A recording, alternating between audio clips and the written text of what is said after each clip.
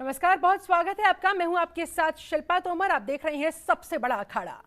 आम आदमी पार्टी अब उत्तर प्रदेश में सियासी पारा चढ़ाने वाली है, क्योंकि आम आदमी पार्टी ने ऐलान कर दिया है कि 2022 के उत्तर प्रदेश विधानसभा चुनाव में आप पार्टी भी चुनावी मैदान में उतरेगी। ऐसे में अब यूपी में आम आदमी पार्टी विरोधी दलों को टक्कर देती हुई नजर आएगी। उम्मीद है कि आने वाला चुनाव काफी दिलचस्प हो जाएगा, क्योंकि कांग्रेस और बसपा यूपी में सक्रिय नहीं है। समाजवादी पार्टी को अपनी जमीन बचानी है। रही बात बीजेपी की, तो उससे हो सकता है आपकी कांटे की टक्कर हो जाए। आज करेंगे इसी पर चर्चा। आपके आ जाने से यूपी की सियासत में मची है कितनी हलचल। तो इस तरह से उत्तर प्रदेश के चुनावी अखाड़े में आपकी योगी सरकार को ललकार से जुड़े हमारे कुछ सवाल भी है, जिनमें से पहला सवाल है, दिल्ली का मुफ्त फॉर्मूला यूपी में कर पाएगा कमाल? इसके अलावा योगी के गढ़ में आप कितनी होगी असरदार? कितना आपको मिल पाएगा समर्थन? आपकी एंट्री किसके लिए खतरे की घंटी? ये भी महत्वपूर्ण सवाल, बड़ा सवाल। और इसके अलावा आत्मनिर्भर यूपी के कितने बदल जाएंगे चुनावी समीकरण आपकी एंट्री के बाद? ये भी अहम सवाल। और इन्हीं तमाम सवालों के जवाब अपने गेस्ट से लेंगे। हमारे साथ एक पूरा पैनल इस समय जुड़ा हुआ है, उनका तारुफ आपसे करवा देती हूँ। इस वक्त हमारे साथ बीजेपी प्रवक्ता कमर अली जी जुड़ चुके हैं, बहुत बहुत स्वागत है सर आपका। सपा से प्रवक्ता आशुतोष वर्मा जी हमारे साथ मौजूद है। आम आदमी पार्टी का पक्ष रखने के लिए कुलदीप कुमार हमारे साथ जुड़े हुए हैं, और कांग्रेस नेता उमाशंकर पांडे भी हमारे साथ बने हुए हैं। आप सभी मेहमानों का बहुत बहुत शुक्रिया, आप लोगों ने समय निकाला इस चर्चा में शामिल होने के लिए। चर्चा की शुरुआत आम आदमी पार्टी के साथ करते हुए, कुलदीप जी, कितनी तैयारी के साथ आप लोगों की यूपी में एंट्री, बताएं। क्या सोचकर आप उत्तर प्रदेश का विधानसभा चुनाव लड़ रहे हैं? योगी के गढ़ में ही योगी आदित्यनाथ को हुंकार कर रहे हैं, उनको ललकार रहे हैं। देखिए शिल्पा जी, पहली बात तो ये कि गढ़ किसी का नहीं होता, गढ़ जनता का होता है। और जनता जिसको चाहती है उसको सत्ता में बैठाती है, और जिसको चाहती है जनता उसको उतार देती है।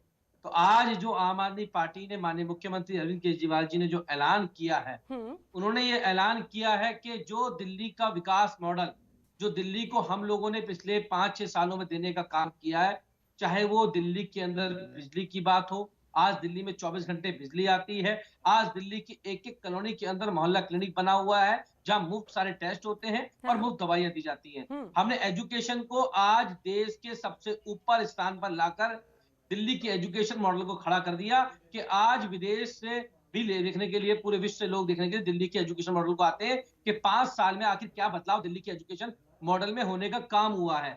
हमने मोहल्ला क्लिनिक के माध्यम से, मैंने बताया आपको, जो हमने दिल्ली को जो हेल्थ का मॉडल देने का काम किया, आज हेल्थ की सुविधाओं के अंदर हमने देने, लेकिन जो हमने फैसिलिटीज आज दिल्ली के अंदर देने का काम किया है, हम चाहते हैं कि उत्तर प्रदेश के जो लोग दिल्ली में रहते हैं, जिन्होंने आके मुख्यमंत्री से आग्रह किया, वो लोग इन सुविधाओं से वंचित क्यों है? आखिर क्या उनका इस डेमोक्रेसी में अधिकार नहीं है कि जिस पार्टी को वो वोट देते हैं, वो पार्टी उन सबके लिए ये सुविधाएं सुनिश्चित करे? तो ये सुविधाओं को सुनिश्चित करने के लिए, और लोगों का विश्वास है आम आदमी पार्टी के अंदर, लोगों के पास आज लोगों को विकल्प है। आज आम आदमी पार्टी उत्तर प्रदेश के अंदर के लोगों को लगता है कि आज ये जो कांग्रेस, बसपा, सपा, वपा, बहुत सारी पार्टियां हैं, इन लोगों ने केवल और केवल उत्तर प्रदेश को लूटने का काम किया है। एक तरफ जाति और धर्म की पॉलिटिक्स के नाम पर खड़ी हुई सरकारें हैं, और दूसरी तरफ अरविंद केजरीवाल जी का काम के दम पर किया हुआ काम, चाहे स्वास्थ्य और शिक्षा के अंदर किए हुए दम का मॉडल है। तो अब जनता को जो पसंद आएगा, जनता उसको चुनेगी 2022 के चुनावों में। लेकिन निश्चित रूप से आम आदमी पार्टी पूरी तैयारी के साथ, ठीक है, पूरी तैयारी के साथ 2022 के चुनाव में कूदने जा रही है। ठीक है, आपने जो तमाम पॉइंट्स उठाए हैं, मैं सहमत हूं उससे, लेकिन आप जिस विश्वास की बात कर रहे हैं, क्या वो मुफ्त फॉर्मूले के आधार पर है? क्योंकि यहाँ पर लोगों ने, दिल्ली वासियों ने आप लोगों को मुफ्त बिजली और मुफ्त पानी के आधार पर बड़ी संख्या में वोट डाले, और उसका नतीजा सबके सामने भी देखने को मिला। कितनी प्रचंड बहुमत के साथ आप लोग सत्ता में आए। क्या उसी फॉर्मूले को यहाँ यूपी में भी इंप्लीमेंट करने की कोशिश? देखिए, मैं एक बात बता दूं शिल्पा जी, पहली बात मैं इस चीज को करेक्ट कर दूं कि कुछ भी मुफ्त नहीं होता। जनता ने आम आदमी पार्टी को वोट दिया। आम आदमी पार्टी ने जो एक फ्लाईओवर 300 करोड़ में बनता था, उसको 200 में बना दिया। जो मोहल्ला क्लिनिक 2 करोड़ में एक साल में बनता था, उसको 25 लाख में बना दिया। तो जो पैसा सेव हुआ, जनता की टैक्स का पैसा जो बचा, वो जनता को हमने वापसी किया। और हमने चुनावी जुमले पे नहीं किया। पहले भाजपा वाले कहते हैं चुनाव आ रहा है इसलिए अनाउंसमेंट कर रहे हैं, लेकिन हमने, जब से हमारी सरकार बनी है, दिल्ली में चाहे मुफ्त पानी की सुविधा हो, 200 यूनिट बिजली फ्री की सुविधा हो, आधे दामों बिजली की सुविधा हो, 24 घंटे बिजली की सुविधा हो, मुफ्त दवाइयों की सुविधा हो, प्राइवेट हॉस्पिटल में इलाज की सुविधा हो, एक्सीडेंट पॉलिसी की सुविधा हो, मोहल्ला क्लिनिक की सुविधा हो, अच्छे एजुकेशन लोन की सुविधा हो, बच्चों के लिए अच्छी फ्री कोचिंग की सुविधा हो, चलिए ठीक एससी है, एसटी ठीक बच्चों है के लिए और अच्छी कोचिंग। कुलदीप जी तो एक सीधा सा सवाल है, ठीक है, जो भी आप लोगों चीजें ने थी ये हमने तमाम जनता चीजें की की वजह से है। रिवर्ट किया। दिल्ली की आबादी कितनी है? 2 करोड़ के आसपास। ऐसे में आप यूपी में ललका रहे हैं, यानी कि 24 करोड़ के तकरीबन आबादी वाले राज्यों को क्या आप संभाल पाएंगे? क्योंकि बीजेपी ने भी ये सवाल कहीं ना कहीं खड़ा किया है कि दिल्ली तो आप लोगों से संभल नहीं रहा है, आप यूपी में आने की तैयारी कर रहे हैं। देखिए, मैं ये तो दिल्ली के लोगों ने बता दिया। दिल्ली के लोगों ने तीसरी बार अरविंद केजरीवाल जी की सरकार को, आम आदमी पार्टी की सरकार को मैंडेट दिया और ये बता दिया कि दिल्ली देश की राजधानी है और उसमें तीसरी बार हम लोगों ने सरकार बना के ये साबित कर दिया। और वो भी सरकार नहीं बनाई, हमने 70 में से 62 सीटें लाई, उससे पहले 67 सीटें लाए हम लोग। आप सोचिए, हमने 3 बार चुनाव लड़े और तीनों बार में एक बार 28 सीटें, 67 सीटें, 62 सीटें। ये सपने में नहीं सोच सकते कि कभी इतना बड़ा मैंडेट इनको मिल जाएगा। और वो मैंडेट क्यों मिला? वो मैंडेट इसलिए मिला क्योंकि हमने दिल्ली के लोगों के लिए काम किया। हमारे विकास के नाम पे वोट मिला, केजरीवाल मॉडल के नाम पे हमें वोट मिला, हमारे मोहल्ला क्लिनिक के नाम पे वोट मिला, हमारे वाईफाई के नाम पे वोट मिला, महिलाओं की सुरक्षा के लिए सीसीटीवी कैमरे लगाए, उसके नाम पे वोट मिला हम लोग। अरविंद केजरीवाल अपने विकास मॉडल को लेकर, अपने दिल्ली मॉडल को लेकर उत्तर प्रदेश में तैयारी के साथ आने की तैयारी में है। 2022 में हुंकार भरने वाले हैं। ऐसे में आप लोगों के ऊपर आरोप लग रहे हैं कि आप लोग तो यूपी को जिस राह पर आगे ले जाना चाहिए था नहीं ले जा पाए, लेकिन अब केजरीवाल कह रहे हैं कि हम सत्ता में आएंगे, हम जीत कर दिखाएंगे और उसके बाद फिर यूपी को हम दिल्ली बनाएंगे। क्या कहिएगा?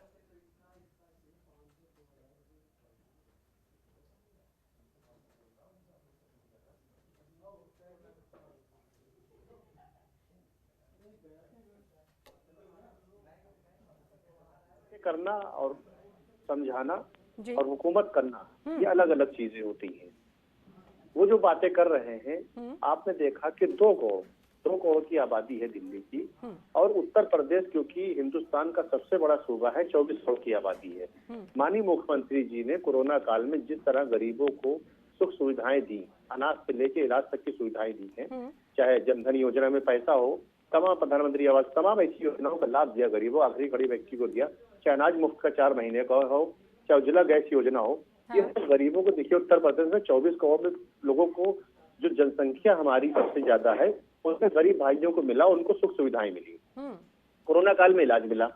ये कहते थे कि दिल्ली, यूपी, बिहार वाले कोई भी हमारे यहाँ के इलाज नहीं करा सकते। इन्हीं ने बंद कर दिया था कि सिर्फ यूपी वालों को इलाज मिलेगा। तो भाई यूपी, बिहार, जितने भी प्रदेश थे, आपने सबका बंद कर दिया कि उन लोगों को इलाज यहाँ नहीं मिल सकता। माननीय गृह मंत्री जी जब उस मामले में हस्तक्षेप किया, माननीय गृह मंत्री अमित शाह जी ने, तब लोगों को इलाज मिलना चालू हुआ है। आप बताइए, 2 करोड़ की जनसंख्या को आप नहीं संभाल पाते हैं। कोरोना काल जब पड़ा गरीब भाइयों पे, जिस भी जाति धर्म का क्यों ना हो, तो खड़ा कर रहे हैं, लेकिन उसके बाद फिर आपकी तरफ से ये सवाल भी उठाया जा रहा है कि फिर क्यों आखिरकार यूपी के लोगों को दिल्ली आना पड़ता है इलाज के लिए? अगर यूपी में ही वर्ल्ड क्लास सुविधाएं वहां पर उन्हें उपलब्ध हो जाए तो फिर उन्हें दिल्ली आने की जरूरत क्या पड़े? बिल्कुल, मैं आपको बता रहा हूँ, एम्स आप जानती हैं कि दुनिया, हिंदुस्तान में एम्स सबसे पहले कहाँ हुआ, इलाज की सुविधाएं कहाँ हुई, ठीक है। और सरकारों ने जो किया, बाकी प्रदेशों के साथ भेदभाव किया, इनको सब कड़ा छाया मिला है। इन्हीं ने कुछ नया नहीं किया है। मोहल्ला क्लिनिक की बात करते हैं, अरे भाई प्रधानमंत्री जी तो रोज काम करते हैं, रोज योजनाओं का लाभ देते हैं। आप तो वो बात करते हैं जिस बात में आपकी कोई जान नहीं है। आप कोरोना काल, 2 करोड़ आबादी वाले आप प्रदेश को कोरोना काल में आप नहीं संभाल पाए। क्यों नहीं संभाल पाए भाई? आपको संभालना चाहिए था। आपने ऐसी बातें हिंदुस्तान में करी हैं जो कि आपको नहीं करना चाहिए था। आपने हिंदुस्तान भाइयों के लिए दिल्ली के दरवाजे बंद कर दिए। आपने कहा कि लोग दिल्ली इलाज कराने नहीं आ सकते। 2 करोड़ जनसंख्या आपसे संभाली नहीं जाती है, आप कोरोना का इलाज उनको नहीं दे पाते हैं। आप फिर कहते उत्तर प्रदेश में हम उस सूबे में चुनाव लड़ेंगे जहां 3 बार आपको हार का मुंह देखना पड़ा है, उसके बाद जमानत जब्त हो गई यहाँ पे कैंडिडेटों की। आप क्या देना चाहते हैं, क्या समझाना चाहते हैं लोगों को? जी, ऐसे में तो सवाल आपकी पार्टी पर भी खड़े हो सकते हैं कि देश की राजधानी दिल्ली में कितने लंबे समय से आप लोग सूखा भोग रहे हैं, ये आप भी भली भांति जानते हैं। आप भी 2 करोड़ लोगों की जनता का प्यार अब तक हासिल नहीं कर पाए हैं। पुरजोर कोशिशें लास्ट इलेक्शंस में नजर आई थी, लेकिन क्या हुआ वो सबको पता है। ऐसे में फिर कहां तक आपका ये सवाल वाजिब नजर आता है? मेरा बिल्कुल वाजिब है। मेरा बिल्कुल सवाल वाजिब है। आप जानती हैं सारी सुख सुविधाएं जो हैं भारत सरकार, क्योंकि आप जानती हैं दिल्ली ऐसा स्टेट है जो भारत सरकार के अधीन होता है। जो भी सारी चीजें होती है, जो भी इलाज की जो भी डिपार्ट, सिर्फ गृह मंत्रालय हमारे पास है। अगर आप देखेंगे सिर्फ गृह मंत्रालय मेरे पास है, बाकी सुख सुविधाएं उन्हीं के पास है। तो सुख सुविधा में भी लोगों को सुविधाएं नहीं दे पा रहे 2 करोड़ लोगों की। और वाकई में जनता की जुबानी अगर मैं बात करूं तो वहां पर दिल्ली की सूरत पूरी तरह से बदल कर रख दी गई। एजुकेशन सेक्टर की मैं बात करूं, हेल्थ सेक्टर की मैं बात करूं, तो वाकई में जमीन आसमान का फर्क दिल्ली में नजर आता है। 2 करोड़ और 24 करोड़, 100 करोड़ 24 करोड़ में कितना फर्क है, आप बताइए मुझे। आप चर्चा को आगे बढ़ाते हैं। हमारे साथ कांग्रेस नेता भी जुड़े हुए हैं, हमारे साथ आप नेता के अलावा सपा नेता भी जुड़े हुए, एक एक करके सब। शिल्पा जी 1 मिनट बस, बोलिए। सवाल है, बार बार 2 करोड़ की बात कर रहे हैं, इनसे पूछिए यूपी का बजट कितना है, जरा ये बताएं जरा एक बार। अरे 24 करोड़ की आबादी है। बिल्कुल उस पर भी निर्भर करता है, बजट के आधार पर भी निर्भर करता है। चलिए ठीक है, आप दोनों से इस चर्चा को आगे बढ़ाएंगे। हिंदुस्तान का सबसे बड़ा सूबा है। ठीक है सर, अभी हमारे पास बहुत समय है, कर सकते हैं। कांग्रेस के पास मैं जाना चाहूंगी। उमाशंकर पांडे जी, उत्तर प्रदेश में आम आदमी पार्टी की एंट्री आपको क्या लगता है, किसके लिए खतरे की घंटी, विपक्ष के लिए कि सत्ता पक्ष के लिए?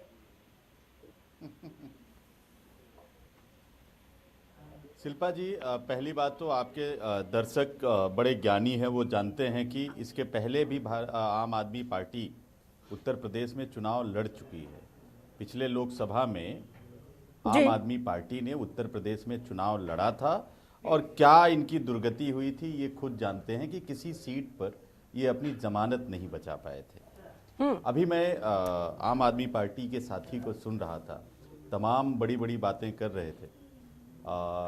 शायद इनको ये ज्ञात होगा कि दिल्ली में पूरे देश के लोग रहते हैं और दिल्ली में क्या चल रहा है वो पूरे देश के लोग जानते हैं। बिल्कुल। इसलिए मुझे लगता है कि वही कहना चाहिए जो सच हो। हाँ। मोहल्ला क्लिनिक की बात कर रहे हैं, तमाम सारी तस्वीरें दिल्ली के मोहल्ला क्लिनिक्स की आती हैं जहां पर न चिकित्सक हैं और गेट भी नहीं खुलता मोहल्ला क्लिनिक का, वहां पर भैंस और बकरियां जाके बैठती हैं। ये बड़ी आप दिल्ली के लोगों का बान कर रहे हैं, ऐसे बोल के की बात कर रहे हैं, जो इलाज कराते हैं उसके अंदर।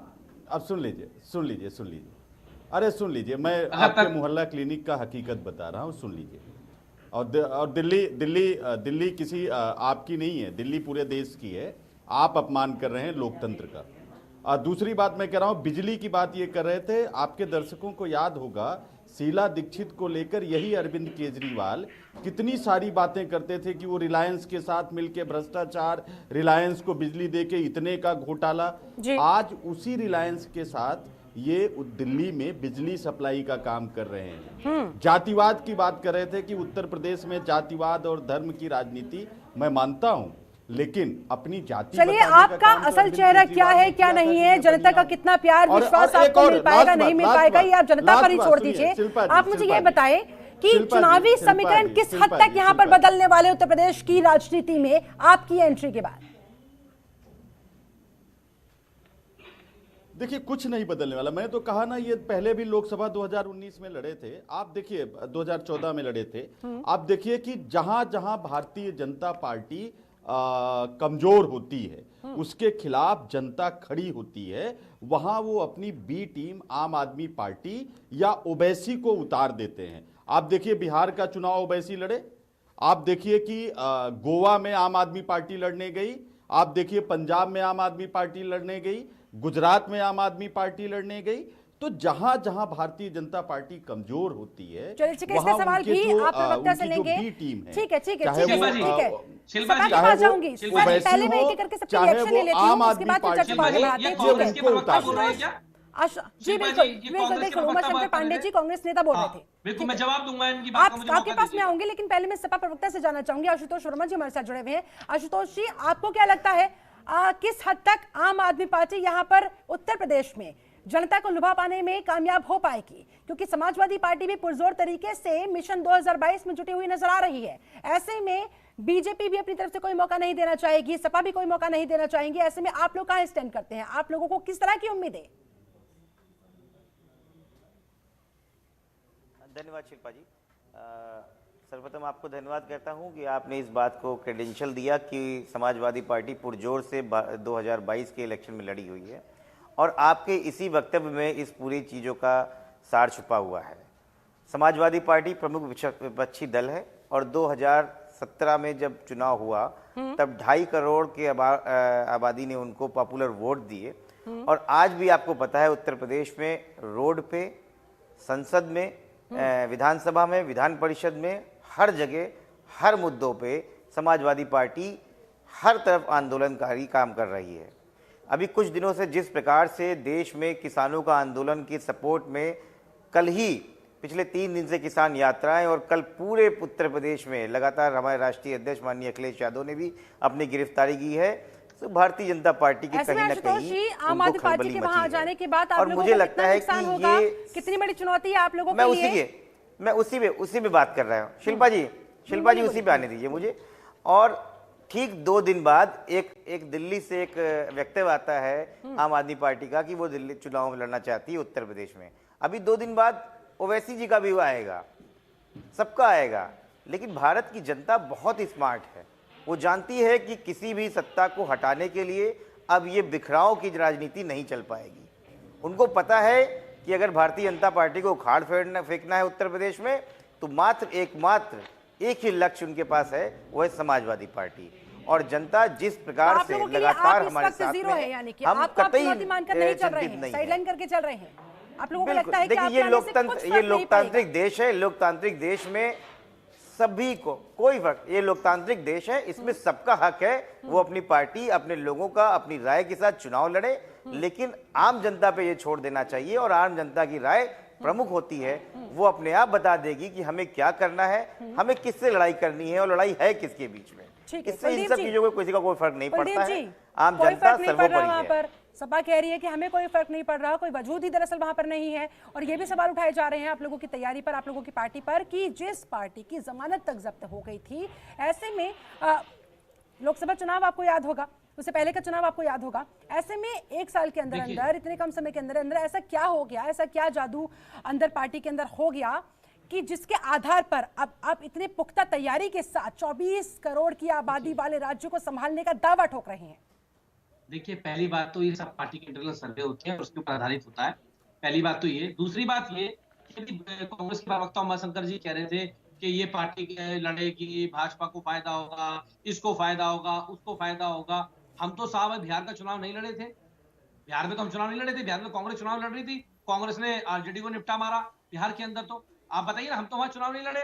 अब सपा के साथी जो बात कर रहे थे 2019 में तो आम आदमी पार्टी नहीं लड़ी थी यूपी के अंदर, तो आप लोग कितनी सीटें लेके आ गए यूपी के अंदर मेंबर ऑफ पार्लियामेंट की? पहली बात। दूसरी बात ये, और तीसरी बात ये जो बार बार ये बात कह रहे हैं कि 2 करोड़ की आबादी और 24 करोड़ की आबादी, मैं आपको स्पष्ट कर दूं कि 2 करोड़ की आबादी का बजट हम जब दिल्ली में आए थे तो 30,000 करोड़ रुपए के आसपास का हमारा बजट था। आज हमने उसको फायदा पहुंचाते 60,000 करोड़ के ऊपर हम लेके चले गए। और उत्तर प्रदेश का बजट 5 लाख करोड़ रुपए का बजट है उत्तर प्रदेश सरकार के पास। तो जितनी बड़ी आबादी है उतनी बड़ी सुविधाओं देने के लिए इनके पास पैसा भी है, फंड भी है, लेकिन इनकी नीयत साफ नहीं है, इनकी नीयत में खोट है। इनकी नीयत नहीं है कि उत्तर प्रदेश के लोगों को लाभ मिले, उत्तर प्रदेश की बेटियां सुरक्षित रहें। उत्तर प्रदेश की बेटियों के लिए दिल्ली के अंदर हमने एक एक गली में, एक एक मोहल्ले में सीसीटीवी कैमरा लगाया ताकि हमारी बहन और बेटियां सुरक्षित रह सके। हमने एक एक डीटीसी बस के अंदर मार्शल तैनात किया ताकि हमारी बहन और बेटियां सुरक्षित रह सके। क्या उत्तर प्रदेश की बहन बेटियों को सुरक्षित रहने का अधिकार नहीं है? क्या उत्तर प्रदेश में लॉ एंड ऑर्डर की व्यवस्था अच्छी रहने का अधिकार नहीं है? सब कुछ अधिकार है, लेकिन सीधी बात क्या है कि योगी सरकार यहाँ पर उत्तर प्रदेश में इस मुद्दे पर कितनी तत्पर नजर आई है, कितनी तैयारियां धरातल पर नजर आई है। मिशन तो बना दिया गया, लेकिन उस मिशन को जन जन तक पहुंचाया गया या नहीं पहुंचाया गया, उसकी हकीकत सबके सामने है। आए दिन वहां पर बलात्कार के और इस तरह के महिला उत्पीड़न से जुड़े हुए मामले सामने आते हैं, हत्याओं के मामले सामने आते हैं। जवाब दे, आम आदमी पार्टी ये गंभीर सवाल खड़े कर रही है।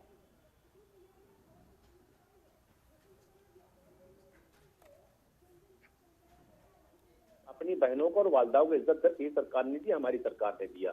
हमने अपनी वालदाओं बहनों की उज्ज्वला गैस योजना सबसे पहले दी, अपनी माँ बहनों के लिए हमने जनधन योजना अपनी माँ बहनों के लिए दी। हम तो लगातार अपनी माँ बहनों के लिए काम ही कर रहे हैं। हमारी जनधन के खाते सारे बंद हो गए, लोगों के पैसे कट रहे हैं उसमें से। अरे यार, लोगों के पैसे कट रहे हैं। सुनिए तो, पहले सुनिए तो, जनधन कोरोना काल में सबको 500 रुपए मिले। पहले सुनिए, याददाश्त बढ़ाइए पहले अपनी। आप रिश्तेदारों को ही मिला होगा। अच्छा, आपके रिश्तेदारों बहुत 500 रुपए दिल्ली में केजरीवाल सरकार ने, कमर अली जी, दिल्ली ने उज्ज्वला आपके बहुत रिश्तेदारों को मिला होगा। प्रधानमंत्री आवास योजना आपके रिश्तेदारों को मिला होगा। सर पर्सनल मत जाइए, मुद्दे पे बात कीजिए। पर्सनल मत जाइए, मुद्दे पे बात कीजिए। खामोशी सुनिए, जरा प्यार से सुनिए, उत्तेजना मत भरा करिए चैनल पे बैठ के। जमीन पे काम करना सीखिए। जब आप उत्तर प्रदेश काम करने आएंगे, हम तो जमीन पे काम करते हैं। आप काम करने आएंगे, बौखलाहट दिख रही है। कमल जी प्लीज फैक्ट्स पे बात कीजिए। फैक्ट्स पे बात बौखलाहट दिख रही है मुझे। चुनाव लड़ने आपके प्रदेश अध्यक्ष की भी दिखी थी आज।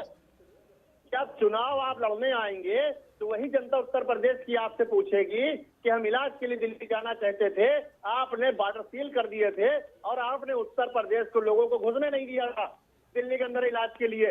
आपको जवाब देना होगा, आप उसके लिए तैयार रहिए। हम तो काम मैं अभी जवाब दे दूंगा। हम तो जनता के लिए काम करते हैं। अरे आपको सबर नहीं, आपके नेता को सबर नहीं, आपके नेता झूठ बोलते हैं, केजरीवाल जी आप झूठ बोल रहे हैं। अरे सर सुनिए तो, आपने जो कहा मैंने आपकी बात को सुना प्यार से। उत्तेजना किस बात की? उत्तेजना किस बात की? आपने कहा मैंने सुना ना। आप बात को सुनिए, सुनने की क्षमता रखिए, बीच में ना बोला करिए। शरीफों की कहा, शरीफ लोग बीच में नहीं बोलते हैं, बीच में ना बोला करिए। आप बात को सुनिए और समझिए कि सामने वाला क्या कह रहा है। पार्टी का कार्यकर्ता, भारतीय जनता पार्टी का कार्यकर्ता जो भी होता है वो जमीनी होता है, बात को आपकी बात को सुनता है और सुनने के बाद आपकी बात को जवाब देता है। कमल जी बात तो हर कोई जान रहा है। आप बात क्यों नहीं कर रहे हैं? आप मुद्दे पर बात क्यों नहीं कर रहे हैं? सर इस तरह से पर्सनल अटैक के लिए यहाँ पर कोई जगह नहीं है। आई एम सॉरी टू से, पर्सनल अटैक के लिए यहाँ पर कोई जगह नहीं है। आप, मैं उम्मीद आपसे कर रही हूँ, आप बीजेपी के प्रवक्ता है, बीजेपी के आप प्रवक्ता है, आप बीजेपी को यहाँ पर प्रेजेंट कर रहे हैं, ऐसे में आपकी बहुत ज्यादा जिम्मेदारी बनती है। ठीक है ठीक है ठीक है। उमाशंकर पांडे जी, उमाशंकर पांडे जी, आप ठीक है कमल जी, एक एक करके बात कीजिएगा, वरना सब लोग आपस में बोलेंगे तो किसी की बात भी समझ नहीं आएगी, किसी की बात समझ में नहीं आएगी, जनता तक किसी की बात नहीं पहुंच पाएगी। उमाशंकर पांडे जी, कांग्रेस की यहाँ पर 2022 को लेकर अभी फिलहाल कितनी तैयारियां हैं? क्योंकि सड़कों पर तो कांग्रेस नजर आ नहीं रही है। कल मेरे साथ डिबेट में सुरेंद्र राजपूत जी बैठे थे, कह रहे थे कि हम पूरी तैयार हैं। हम शुरुआत में राहुल गांधी ने ही किसान आंदोलन की स्टार्टिंग की थी, उसका आगाज किया था, लेकिन अब उसको अंजाम तक पहुंचाने से पहले ही वो नदारद नजर आते हैं। ऐसे में सवाल आप लोगों के ऊपर भी उठ रहे हैं कि वहां सड़कों पर सपा के अलावा, बीजेपी के अलावा आप लोग नजर क्यों नहीं आ रहे? मुझे लगता है शिल्पा जी, मात्र तकरीबन 1 साल का समय बचा है और 1 साल का समय यूं चुटकी बजाते गायब हो जाएगा। आप सुन लीजिए, अब आपका प्रश्न आ गया, अब आप सुन लीजिए। ये दुर्भाग्य की बात है कि आपके कैमरे का कैप बंद रहा। इसका मतलब आपके रिपोर्टर वहां गए नहीं। इसकी जांच कराइए, आपके रिपोर्टर रहते कहाँ हैं। मैं अब बता रहा हूं, पिछले 1 साल से ज्यादा समय तक कांग्रेस पार्टी ही सड़कों पर दिखाई दी है और बौखलाहट भाजपा की ऐसी कि हमारे प्रदेश अध्यक्ष से लेके तमाम सारे पदाधिकारी लगातार जेल भेजे गए। और किसी पार्टी का नेता जेल जाते हुए आपको दिखाई दिया क्या? अजय लल्लू जी, चलिए आप लोग जेल तो गए, लेकिन जनता के दिलों में जगह नहीं बना पाए। हमारे प्रवक्ता जी, आप लोगों की सीट बढ़ने की बजाय घट गई। चलिए ठीक है, ये यहाँ पर मुद्दा नहीं है। चलिए ठीक है, आपके पास भी लौटूंगी। कुलदीप कुमार से भी मैं सवाल करूंगी। एक बहुत महत्वपूर्ण सवाल जो मेरे जहन में था वो ये कि अगर आप लोग वाकई में दिल्ली के लिए जबरदस्त तरीके से काम कर रहे हैं तो फिर दिल्ली के बाहर हर जगह आप लोग फेल क्यों हो जाते हैं? क्या वजह पाते हैं? क्योंकि उसके बाद फिर आंकलन तो करते होंगे आप लोग, समीक्षा तो करते होंगे हार का, क्या कुछ नजर आता है? देखिए पहली बात तो शीला जी, हमारी जो पार्टी है वो अभी बहुत कम समय हम लोगों को हुआ है और मात्र 8 साल हमारी पार्टी को बने हुआ है। और इस 8 साल की पूरी जर्नी के दौरान हम दिल्ली में 3 बार सरकार बनाने में कामयाब हुए। पंजाब में आज हम मुख्य विपक्षी दल के रूप में बैठे हुए हैं। हो सकता है हम कहीं चुनाव लड़े, कहीं हार जाए, हो सकता है कहीं लड़े, कहीं जीत जाए, लेकिन इस बार 2022 में उत्तर प्रदेश के अंदर हम पूरी तैयारी के साथ हैं। आपने, चलिए कुलदीप जी, आपने एक बात तो यहाँ पर स्वीकार की, आपने एक बात यहाँ पर मानी कि मात्र 8 साल हुए हैं आपकी पार्टी को बने हुए। 8 साल हुए हैं, ऐसे में क्या 8 साल पुरानी पार्टी, दशकों पुरानी पार्टी पर भारी पड़ सकती है? जो लोग सालों से राजनीति में अपना सर्वस्व न्योछावर करते हुए आ रहे हैं, किस दम पर आप लोगों को ये उम्मीद लग रही है? देखिए यही घमंड दिल्ली के अंदर भी था कांग्रेस को, और उस घमंड को तोड़ने का काम हम लोगों ने किया। उस जगह पे जहां कांग्रेस वाले बीजेपी वाले हमारा मजाक बनाया करते थे पहली कि बार आप तो एक सीट जीतने वाले नहीं हो, आप तो एक भी सीट जीतने वाले नहीं है। याद कर लो, उसके बाद पहली बार सरकार हमारी गोद में बैठ के बनाए, हमने बनवाई थी आपकी सरकार। आपको शौक होगा, हमें गोद में बैठने का शौक नहीं है, ठीक है। बिल्कुल कुलदीप जी आगे बढ़ने से पहले जरा इस पर भी जवाब दे दीजिए। कांग्रेस तो ये सवाल पूछेगी कि पहली बार जब आप लोगों ने सरकार बनाई थी, जिस शीला दीक्षित को कोस कर आप लोग गाली दिया करते थे, इतना आप लोग उनको बुरा भला कहा करते थे, उनकी सरकार के काम को बुरा भला कहा करते थे, अंततः हुआ क्या था उस समय? आप लोगों को उन्हीं की मदद लेनी पड़ी थी। और जिस तरह से उमाशंकर पांडे जी ने सवाल खड़ा किया है, जरा इस पर जवाब दे दीजिए। देखिए, पहली बात, हमारी राजनीति बिल्कुल अलग तरह की है। हम लोगों ने इनसे कोई समर्थन नहीं मांगा था, ये देने के लिए आए। बात अलग है। उसके बाद ये झूठ बोलते हैं, मुख्यमंत्री, बेटे की कसम खाकर झूठ बोलने वाले लोग हैं, जिन्होंने ये अपनी जाति बताने वाले लोग हैं कि मैं बनिया हूं, जिन्होंने मुख्यमंत्री की कुर्सी को रिलायंस छोड़ दिया और फिर उन्हीं की गोद में बैठ जाने वाले लोग इतिहास लिखा गया। ये पानी के नाम पर गंदा पानी सप्लाई करने वाले लोग हैं कि वो पानी लोग पिएंगे ही नहीं। ये कांग्रेस की तो बौखलाहट है, जीरो पे पहुंच गए। लोकपाल की बात करके लोकपाल लाएंगे नहीं। मैं आपको बता दूं, लोकपाल के नाम पर इनकी पैदाइश है, भारतीय जनता पार्टी के समर्थन से, और फिर लोकपाल पर चर्चा नहीं करते। मुख्यमंत्री कुर्सी छोड़ी और ये इतने बेशरम लोग हैं। पूरे देश में इतिहास बना दिया। पहली ऐसी पार्टी बने कि जिन्हें 70 में 67 सीटें लाने का काम किया। कांग्रेस को इस बार उसका भी अहंकार खत्म हो जाएगा। तो दूसरी बात, आपको जनता ने आपका बहुरूपियापना देख लिया। आप बिहार में कुलदीप जी, ठीक है कुलदीप जी, कांग्रेस को छोड़िए। कुलदीप जी, कांग्रेस से मत उलझिए। कुलदीप जी, कांग्रेस को छोड़िए। इन तमाम पॉइंट्स को गिनवाने की बजाय आप ये बताइए कि आप यूपी के लोगों के लिए क्या करने वाले हैं? यूपी के लोगों को क्या सपने दिखाने वाले हैं, जिसके आधार पर आप उनके दर पर जाएंगे वोट मांगने? पहले इनको चुप कीजिए, इनको तो चुप कीजिए। उमाशंकर जी, एक एक करके प्लीज सर। यूपी की जनता बड़ी समझदार है, वो इन बहुरूपियों सुन लीजिए उमाशंकर जी, ठीक है, जनता पर छोड़ दीजिए ना फिर। उमाशंकर जी, उमाशंकर जी, जब आपकी टर्न आएगी प्लीज आप बोलिएगा। एक बार कुलदीप जी से जो सवाल पूछा है, कुलदीप जी आप कांग्रेस को छोड़ दीजिए, कांग्रेस से क्यों उलझ रही हैं आप? तो अभी फिलहाल ये बताइए कि यूपी की जनता जो आपको देख रही है, आपको सुन रही है, आप किन सपनों को उन्हें दिखाना चाहते हैं? किस आधार पर उन लोगों के घर जाएंगे, वोट मांगेंगे? किस आधार पर आप उन्हें कॉन्फिडेंस मिलेंगे कि वो आपको वोट करें? मैं उत्तर प्रदेश के लोगों को आपके चैनल के माध्यम से ये विश्वास दिलाना चाहता हूं, आम आदमी पार्टी का दिल्ली से भगाने का काम यूपी वालों एक को नेता होने के नाते केजरीवाल बीच में मत बोलिए उमाशंकर जी, और भगा रहे थे ऐसे डिबेट नहीं हो पाएगी यूपी वालों को, ऐसे डिबेट बिल्कुल नहीं हो पाएगी। होने देंगे उमाशंकर जी प्लीज बीच में इंटरप्ट ना करें। उमाशंकर जी ठीक है, सबको समय दिया जा रहा है, सबको समय दिया जा रहा है। मुझे लग रहा है सबको सफिशिएंट टाइम मिल रहा है अपने अपने पक्ष रखने के लिए। ऐसे इंटरफेयर करने से किसी की बात भी समझ नहीं आई। क्यों भगाया था ये बौखलाहट है यूपी वालों को? अरे जवाब ले लीजिए ना, जवाब ले लीजिए। कौन सी बौखलाहट भैया?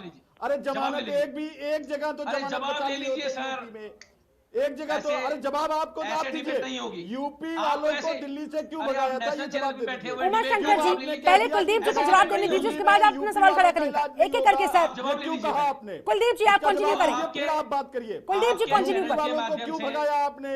क्यों आपने कहा यूपी वालों का इलाज दिल्ली में नहीं होगा? ये जवाब बंद कीजिए ना, ऐसे तो डिबेट ना होगी।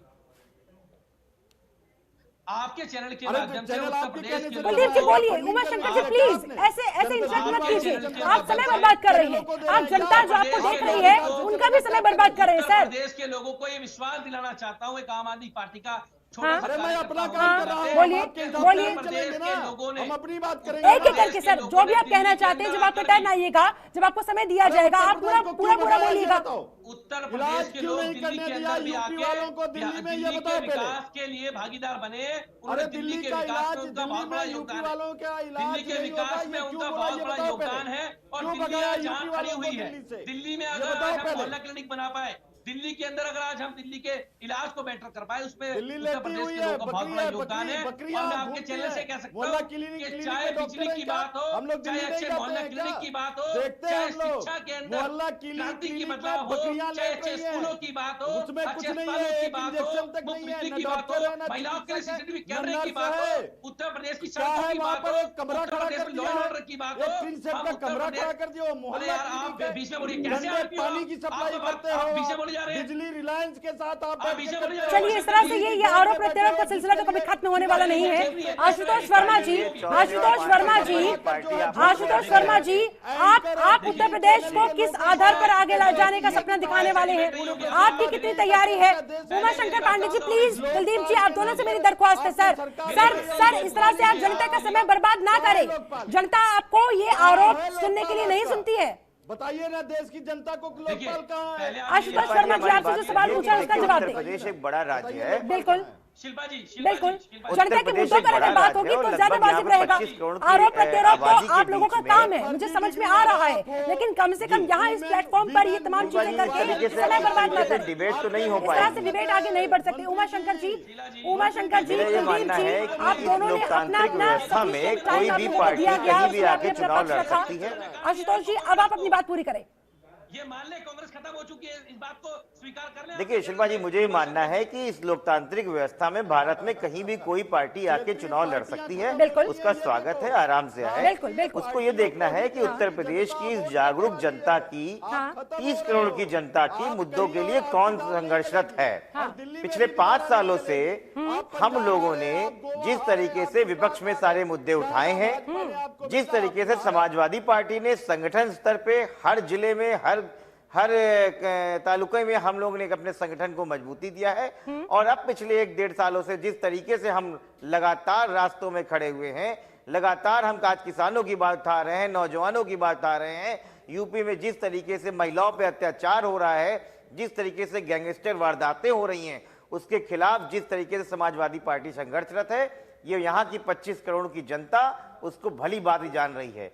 उसने पूरा मन बना रखा है कि सिर्फ एक ही हमारे पास उत्तर है, वो है अखिलेश, जो प्रोग्रेसिव है, जो फ्यूचरिस्टिक है, जो आगे के लिए जाने, उत्तर प्रदेश को आगे ले जाने वाले हैं। और ये 4-5वें नंबर के जो लोग आ रहे हैं, इनसे कहिए कि पहले अपना संगठन बनाएं, अपने लोगों को लाएं। कम से कम चुनाव लड़ने के लिए 403 कैंडिडेट भी लेने पड़ते हैं। 403 विधानसभाओं के लिए 403 कैंडिडेट ढूंढने के लिए भी इनको मशक्कत करनी पड़ेगी। तो ये लड़ाई को कमजोर कहीं किसी की ना बनाए।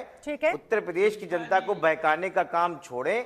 समाजवादी पार्टी एक ही विकल्प है, और 2022 में हर जिले पे, तो जनता हर के पास तालुके में, जनता हर को विधानसभा में हम लोग अपना काम करेंगे। कमर अली जी, सुनाइए, आप लोगों के सिंहासन पर बाकी सभी राजनीतिक दलों की निगाहें लगातार बनी हुई है। पुरजोर कोशिशों के साथ हर कोई 2022 में अपनी अपनी सरकार बनाने की जुगत में यहाँ पर लगा हुआ नजर आ रहा है। ऐसे में अभी जो आप लोगों के पास जनता का प्यार है, उसे बरकरार रखने के लिए कमर अली साहब, आप किस तरह से एक्स्ट्रा एफर्ट्स लगाएंगे ताकि जनता आप लोगों पर ही टिकी रहे? योगी आदित्यनाथ सरकार में इन पिछले 4 सालों में जो पूरा कामकाज किया गया, कैसे जन जन तक पहुंचाएंगे?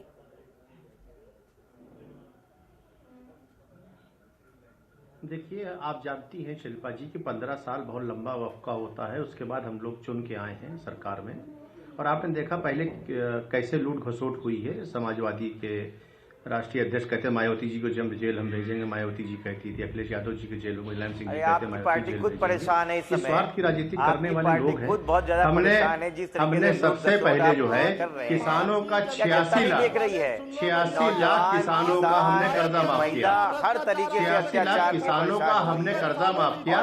1-1 लाख रुपए हमने कर्जा पहले कैबिनेट में माफ किया। हम लगातार किसान भाइयों का कर्जा माफ कर रहे हैं। बनाने की तरफ इस तरह से शिद्दत के साथ अग्रसर रहे, तो फिर आज यहाँ किसानों की ऐसी स्थिति क्यों है? आज आपकी केंद्र की सरकार के सामने इतनी मजबूरी क्यों आन पड़ी है? 20 दिनों से किसान फिर सड़कों पर क्यों बैठा हुआ है, अगर आपने वाकई में इतना काम किया है? देखिए, किसान भाइयों को गुमराह किया गया कि मंडियां बंद करी जा रही हैं, जबकि मंडियां नहीं बंद करी जा रही थी। आपको 2013 याद होगा कि 6-6 महीने किसान भाइयों ने धरना प्रदर्शन किया था, और वो 6 महीने तक रोड पे बैठे रहे थे, उनका कोई पुरसहाल नहीं था। आज किसान भाइयों से कृषि मंत्री जी बात करते हैं, गृह मंत्री जी बात करते हैं, माननीय प्रधानमंत्री जी बात करते हैं। इनके क्या 6-6 महीने बात नहीं होती थी? आपको याद होगा 6 महीने धरना प्रदर्शन चला था, 6 माह तक, कुल 6 महीने तक धरना प्रदर्शन चला था। ये किसान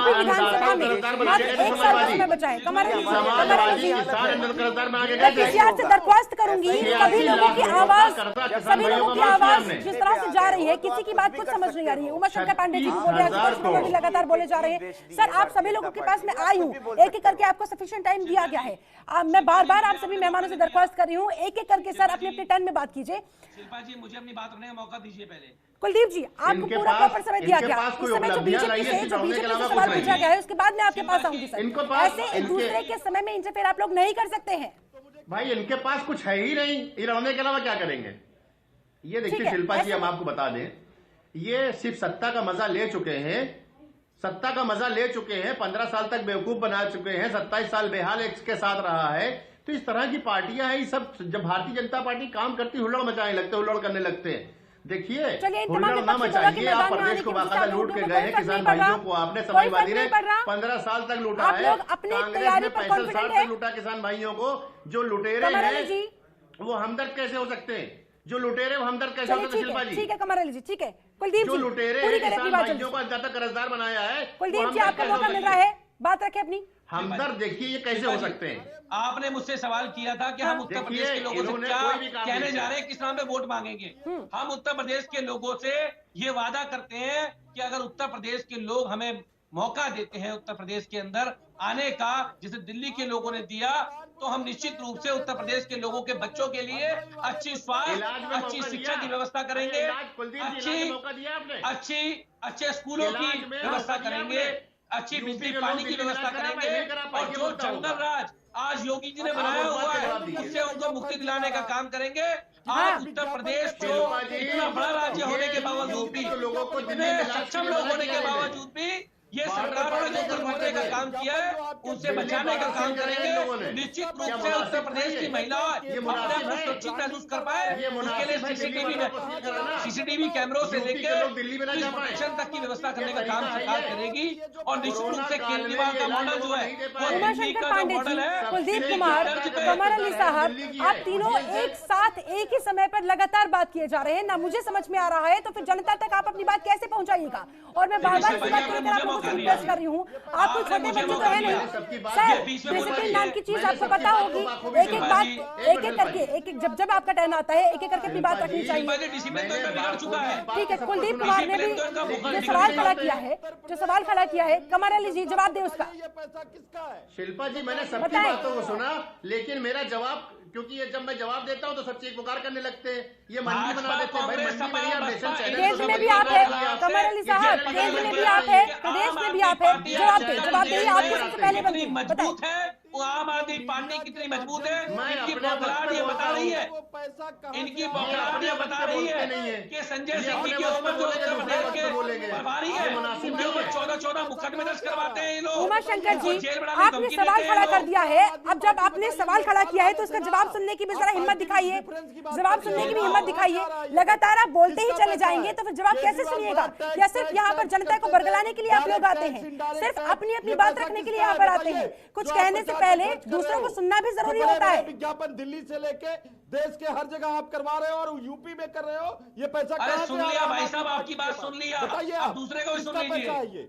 उमाशंकर जी सुन लीजिए, आपकी ये हरकत जीरो पे ले गई आपको। अरे जब आपकी ये हरकत जीरो पे ले गई आपको, ब्रांडिंग करवा रहे हो, ये हरकतें आपको जीरो पे ले गई। इलेक्ट्रॉनिक मीडिया समझ गए? कांग्रेस की बौखलाहट में समझ सकता हूँ। ये पैसा किसका? प्रियंका जी भी गई थी, राहुल जी भी गए थे उपचुनाव में, क्या मिला आपको बताइए? का पैसा जो आप अरे प्रियंका जी भी गई थी, राहुल जी भी गए थे, क्या मिला आपको उपचुनाव में यूपी के अंदर बताइए? जमानतें जब्त हो गई आप लोगों की, करवा रहे हो मीडिया में, जमानतें जब्त हो गई कांग्रेस की, कांग्रेस खत्म हो चुकी है मान लीजिए। जमानत तो आपकी, आप मान लीजिए कांग्रेस खत्म हो चुकी है, आपको बंद करिए। आप ये मान लीजिए कि 70 साल पुरानी पार्टी का इतिहास खत्म हो चुका है। जमानतें तो आप ये मान लीजिए, आप ये समझ लीजिए, आपकी कुलदीप कुमार लगातार कांग्रेस से उलझ रहे हैं आप लगातार। क्या कांग्रेस का जवाब देना इतना जरूरी है? जनता जो आप लोगों से जानना चाहती है, क्या जनता तक वो बात पहुंचाना जरूरी नहीं लगता आपको? देखिए शिल्पा जी, आप सवाल मुझसे कहते हैं कांग्रेस को जवाब देने के बजाय जनता को जवाब दीजिए ना। कांग्रेस जनता को जवाब दीजिए, कांग्रेस को जवाब जनता खुद दे देगी। मैं जनता को यही जवाब देना चाहता हूं कि उत्तर प्रदेश की जनता के लिए हम दिल्ली के मॉडल के ऊपर, केजरीवाल मॉडल के ऊपर, सर डिबेट ऐसी नहीं होती, चर्चा करने के लिए तर्क मॉडल है। उमाशंकर जी आप अगर कोई सवाल भी खड़ा कर रहे हैं तो उसका जवाब सुनने की भी हिम्मत रखिए। व्यवस्था करने का काम करेंगे, महिलाओं के लिए सीसीटीवी कैमरा लगाने का काम करेंगे। वो पैसा मोदी चलिए ठीक है यानी कि पुख्ता तैयारियों के साथ आप, ठीक है कुलदीप कुमार, पुख्ता तैयारियों के साथ आप यूपी के चुनावी दंगल में कूदने की तैयारी में नजर आ रहे हैं। चलिए ठीक है, मेरे पास समय की कमी है, जल्दी से एक एक करके मैं आपको फाइनल कमेंट चाहूंगी। कुलदीप कुमार, उमाशंकर पांडे, अब तो कम से कम चुप हो जाइए। उमाशंकर जी आपके पास 20 सेकंड का समय है, जल्दी से फाइनल कमेंट दीजिए कि यूपी में आम आदमी पार्टी के कूदने के बाद किस तरह से आप पूरे समीकरण को देख रहे हैं। उमाशंकर पांडे जी 20 सेकंड आपके पास।